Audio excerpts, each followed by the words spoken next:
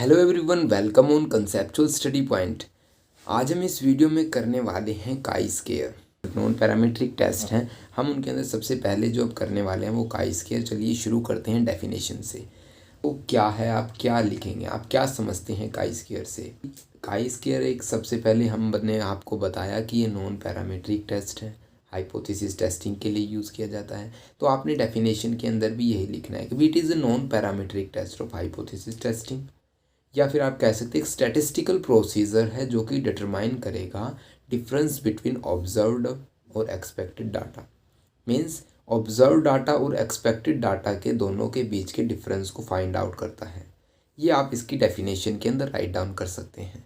Second point आता है, हम इसका यूज़ है जो क्यों करते हैं। ठीक है, क्यों करते हैं भाई?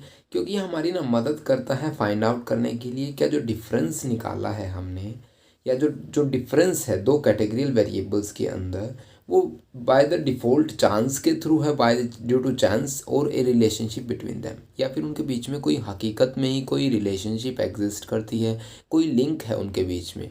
ठीक है, वो कहते हैं ना दया कुछ तो गड़बड़ है, वो हकीकत में ही कुछ गड़बड़ होती है या फिर आपने वैसे ही आपको ही महसूस हो रहा है। तो हम जब दो जो ऑब्जर्व वैल्यू और एक्सपेक्टेड वैल्यू के बीच में डिफरेंस निकालते हैं तो वहाँ पर हमें वैल्यूज़ का पता चलता है, जो क्या जो हमारे कैटेगरियल वेरिएबल्स हैं उनके बीच में क्या रिलेशनशिप एग्जिस्ट करती है। तो ये था। ठीक है, उसके बाद हम बात करते हैं फॉर्मूला की। देखिए, फॉर्मूला से पहले एक पॉइंट और आता है यहाँ पर कि जो it is used as a test of goodness of fit और as a test of independence of two variable. यहाँ पर गुडनेस बताया गया। गुडनेस क्यों बताया गया? क्योंकि देखिए, गुडनेस के अंदर क्या बताया गया, जब हम दो ऑब्जर्व्ड और एक्सपेक्टेड वैल्यू के बीच में हम जो वैल्यूज़ को हम जो डिफरेंस निकाल रहे हैं, क्या वो हमें सही इंडिकेट कर रहा है? आपको डिफरेंस बताना पड़ेगा कि आपको वो सही इंडिकेट कर रहा है कि जो हमारी वैल्यूज़ है, मान लीजिए ज़्यादा आई है, प्लस में है, तो हम क्या कहेंगे, दोनों के बीच का डिफरेंस ज़्यादा है तो काई स्क्वायर की वैल्यू है जो वो ज़्यादा रहेगी। ठीक है, अगर डिफरेंस है जो उनके बीच में कम है, बिल्कुल लो है, तो हम बिल्कुल लिटल है तो हम कहेंगे काई स्क्वायर वैल्यू है जो बहुत ही कम है। या फिर डिफरेंस नहीं है तो हम कहेंगे कि जो गुडनेस ऑफ फिट वहाँ पर है, जो डिफरेंस ही नहीं है तो काई स्क्वायर वैल्यू की वैल्यू जो जीरो हो जाएगी, काई स्क्वायर की वैल्यू जीरो हो जाएगी। इंडिपेंडेंस की बात करते हैं तो इंडिपेंडेंस देखिए, it examine whether the two sets of variable are likely to be related with each other. क्या दो जो जो हम वेरिएबल्स यूज़ कर रहे हैं, क्या वो है जो एक दूसरे से रिलेट करते हैं या नहीं करते, ये इंडिपेंडेंस बताएगा। जैसे कि हमने मूवी जो एक थिएटर के अंदर है, जो हमने क्या देखा कि हमारे पास एक जो मूवीज़ की लिस्ट है या मूवी जॉनर है हमारे पास, जो कि कंसीडर हमने कर लिया पहला वेरिएबल, और दूसरा वेरिएबल क्या कंसीडर किया है कि जो लोग वहाँ पर जो स्नैक्स लेकर आ रहे हैं। अभी आपको ये बताना होगा कि यह इंडिपेंडेंट हैं, जो वेरिएबल्स हमने कंसीडर किए या इंडिपेंडेंट हैं, क्या एक दूसरे को अफेक्ट करते हैं। उसी हिसाब से हमारी नल हाइपोथेसिस एक्सेप्ट और रिजेक्ट होगी। जैसे कि मान लीजिए अभी आपने कहा, अब ये आप हमें कमेंट करके बताएंगे और मैं वैसे आपको बता रहा हूँ कि जो मूवी की जो लिस्ट के या फिर मूवी का जो कोई नाम है, या फिर कुछ भी आप थिएटर के अंदर कोई भी मूवी देखने गए हैं, तब क्या आपकी जो नंबर ऑफ़ सीट्स मान लीजिए 100 है, तो वहाँ पर क्या स्नैक्स की जो सेल्स पर अफेक्ट पड़ेगा? बताइए आप हमें कमेंट करके तब तक बताइएगा, हम आपको इसका आंसर नेक्स्ट वीडियो में देंगे जब आप हमसे पूछेंगे। ठीक है, तो इसके बाद हम जो हमारा आते हैं फॉर्मूला पर। अब तक आपने जो यहाँ पर क्वेश्चन पुट आउट कर लेना चाहिए था, जब हमने डेफिनेशन के अंदर ऑब्जर्व्ड वैल्यू और एक्सपेक्टेड वैल्यू की बात की थी कि ऑब्जर्व्ड वैल्यू या ऑब्जर्व डाटा क्या है सर, और एक्सपेक्टेड डाटा क्या है। तो ये आप फार्मूले से देखिएगा, फॉर्मूला क्या है, बिल्कुल सिंपल है। एक्स स्क्वायर, मतलब हम यहाँ पर इसको काई स्क्वायर बोलते हैं, यहाँ पर सी को लिखा गया है। सी क्या है यहाँ पर? Degree of freedom.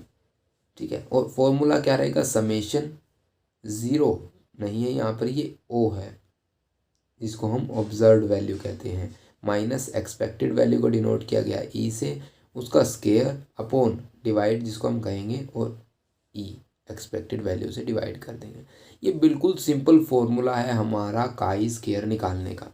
ठीक है, अभी आपको ये टर्म समझिए कौन कौन सी क्या क्या है और कैसे कैसे हमने इनको निकालना है। सबसे पहले see, degree of freedom. Chi square के अंदर डिग्री ऑफ फ्रीडम कैसे निकालना है भाई? हम कहेंगे रो -1 मल्टीप्लाई कॉलम -1, ये है डिग्री ऑफ फ्रीडम।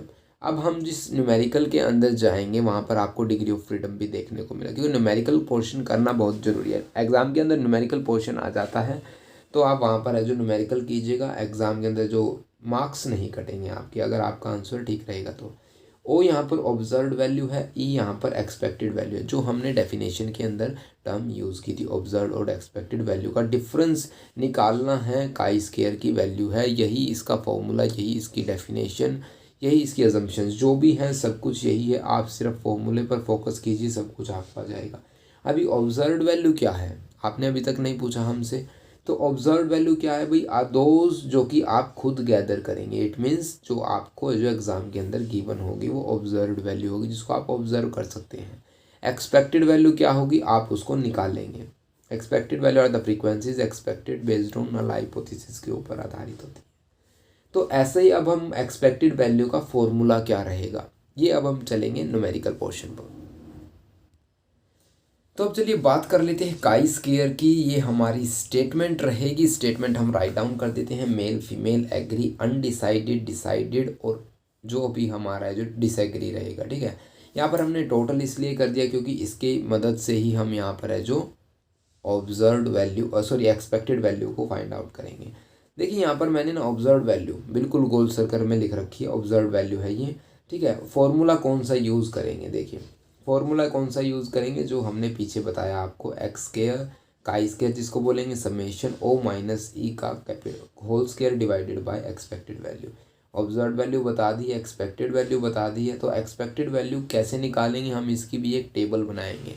देखिए टेबल को हमने कुछ इस तरह बनाया है, हमने ऐसे ही male female agree undecided disagree लिख दिया है। A1 A2 A3 B1 B2 B3 इनको कंसीडर कर लिया है। अब हम निकालेंगे expected value of A1। Expected value क्या है भाई, एक्सपेक्टेड वैल्यू ये है, देखिए A1 की वैल्यू जब हम इस रो के टोटल को मल्टीप्लाई करेंगे उस कॉलम के टोटल के साथ और डिवाइड करेंगे इस नंबर ऑफ ऑब्जर्वेशन से, डिवाइड बाय 75, ऐसे हम निकालेंगे। ये हो गया हमारा A1। अब हम 13 की बात करते हैं। 13 के सामने जो 34 है और 13 के सामने 25 है नीचे, तो यहाँ पर ये हो गया हमारा A2, इसको डिवाइड करेंगे 75 के साथ। A3 क्या रहेगा, 11 मल्टीप्लाई सॉरी 11 नहीं, 11 के सामने 34 है, 11 के नीचे 25 है, दोनों को मल्टीप्लाई करेंगे, डिवाइड करेंगे 75 से। अभी B2 की बारी, B1 की बारी आ जाती है। B1 के अंदर क्या है, 41 है इसके सामने और यहाँ पर 25 है, तो 41 multiply by 25 is divide by 75, ये हमारा हो गया B2। सिमिलरली हम ये सभी वैल्यूज़ निकालेंगे। आपको एक्सपेक्टेड वैल्यू निकालनी आनी चाहिए। हमने एक्सपेक्टेड वैल्यू आपको फॉर्मूला बताया, row total column total divided by total number of observation. यहाँ पर A1 हो गया हमारे पास, A2 A3 B1 B2 B3 सभी वैल्यूज़ हमने निकाल ली हैं। अब हम इसको टेबुलेशन फॉर्म के अंदर लिख देंगे। देखिए टेबुलेशन फॉर्म के अंदर लिखने के लिए आपको क्या करना होगा, जो टेबल आपको प्रोवाइड कर रखी थी, जो टेबल कुछ यूँ थी, जैसे उसके अंदर 10 13 11 जो मेल थे हमारे पास, फीमेल थे 15 12 और 14, हमने इनको क्या कर दिया 10 13 11 को कॉलम के अंदर उतार दिया, यूँ लिख दिया। फिर 15 12 14 ठीक उसके नीचे हमने ऐसे आपको दिखा रहे हैं जैसा कि राइट डाउन कर दिया है। ठीक है, एक्सपेक्टेड वैल्यू को भी हमने ऐसे ही सिमिलरली राइट डाउन कर दिया है। O माइनस ई हमने क्या किया, ऑब्जर्व वैल्यू और एक्सपेक्टेड माइनस से माइनस कर दिया, यहाँ पर -1.3 1.67 0.33 0.134 1.66 सॉरी 0.34, ऐसे ही हमने इनका स्केयर किया, डिवाइड किया उनकी एक्सपेक्टेड वैल्यू से। बात यहाँ पर नोट करने की ये है, जो अब हम डिवाइड कर रहे हैं एक्सपेक्टेड वैल्यू को सॉरी एक्सपेक्टेड वैल्यू के साथ, तो एक्सपेक्टेड वैल्यू वही यूज़ करेंगे जो कि इनके साथ यूज़ की गई है पर्सनली। जैसे कि हम A2 की बात करें तो A2 के अंदर एक्सपेक्टेड वैल्यू 11.33 थी, या फिर हम B2 की बात करें तो B2 के अंदर एक्सपेक्टेड वैल्यू की वैल्यू 13.66 थी।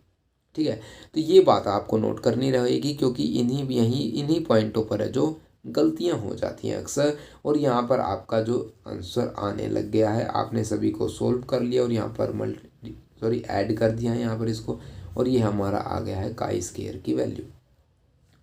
डिग्री ऑफ फ्रीडम कैसे निकालना है वो हमने आपको शुरुआत में ही बता दिया। कॉलम -1 मल्टीप्लाई बाय रो -1, 3 -1, 2 -1 और यहाँ पर 2 डिग्री ऑफ फ्रीडम आ गया।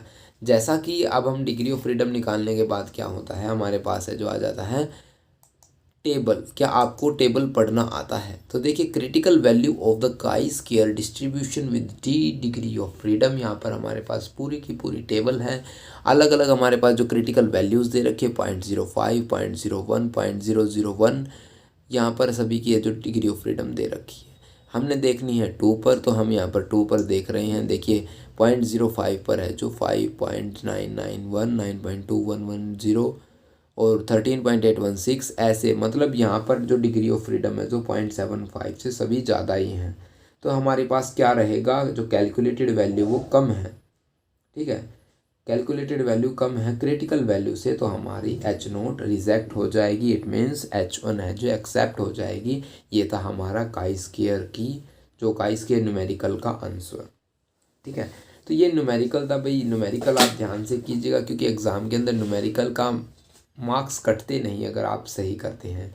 तो ये वीडियो थी, कंटेंट पसंद आया तो आप वीडियो को लाइक कर सकते हैं। एक ज़रूरी इन्फॉर्मेशन की आपके लिए क्वेश्चन पेपर चैनल है हमारा एक, वहाँ पर आपको क्वेश्चन पेपर प्रोवाइड किए जा रहे हैं लगभग हर एक यूनिवर्सिटीज़, जो हम कोशिश जितना हम कर सकते हैं और लगभग हर कोर्स के हम प्रोवाइड करवाने की कोशिश धीरे धीरे जारी है। आप हमारा साथ दें। Thank you for watching this video. Have a nice day.